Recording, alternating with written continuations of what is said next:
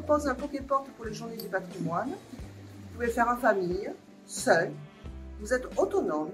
Je vous donne un plan. Je vous donne des petites énigmes qui vous fera résoudre. Normalement, c'est que du plaisir. Vous devez lever les yeux et découvrir certains quartiers, certaines portes. Et je vous donne l'énigme finale qui sera de trouver la porte à la clé.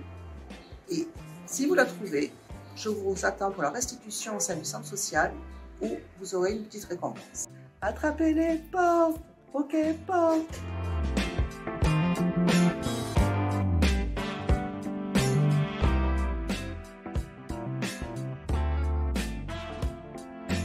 On a directement pensé à organiser un atelier sur la production de semences potagères, qui est vraiment le patrimoine vivant par excellence. Et donc voilà, c'est important de pouvoir au moins connaître en fait comment fonctionne la production de semences, parce que c'est vrai que c'est une question d'autonomie qui est très importante. De satisfaction aussi. Il y a une question qui est importante aussi par rapport à l'indépendance qu'on peut avoir, c'est des avantages financiers, donc il y a vraiment beaucoup de choses. Et puis la préservation de la biodiversité. Et donc pour cet atelier, on a invité Marie Géraud, qui est membre du collectif des semeurs du Lot-des-Voix-Larzac.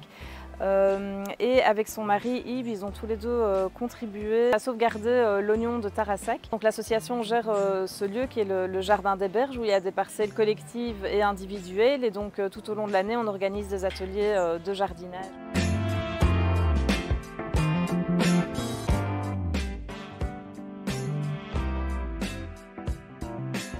Le thème cette année de ce patrimoine vivant, il est ici retranscrit au travers d'un savoir-faire avec des lissières et des lissiers qui vont vous proposer de découvrir ce savoir-faire ancestral et surtout de ce savoir-faire, ce qui va en découler sur ces œuvres contemporaines, d'artistes contemporains, mais pas que, parce que nous réalisons aussi des œuvres classiques. Et vous verrez au cours de cette visite très belles choses, comme par exemple un Saint-Ange qui va aller au Palais des Légions d'honneur. Vous aurez une œuvre de Stéphane Calais, des banquettes de Philippe Corderieux, enfin des artistes contemporains qui sont actuellement de renom et qui représentent un petit peu les courants artistiques du moment.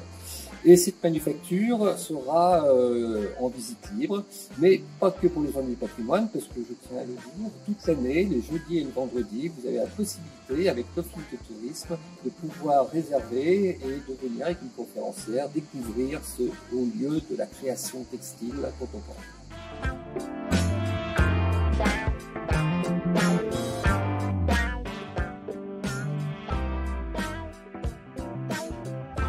Au cours de la journée du patrimoine, nous allons partir de la mairie de la Vacquerie et venir jusqu'à cet endroit qui est au-dessus du village, où il y a plusieurs puits-citernes, une mare, des citernes enterrées, qui montrent que les gens étaient soucieux de tout temps d'avoir de l'eau.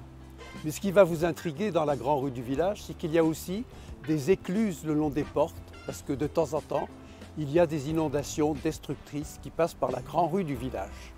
Donc on est dans un village qui a le souci de l'alimentation en eau à partir d'une source située à 2 km et le souci de se protéger des inondations.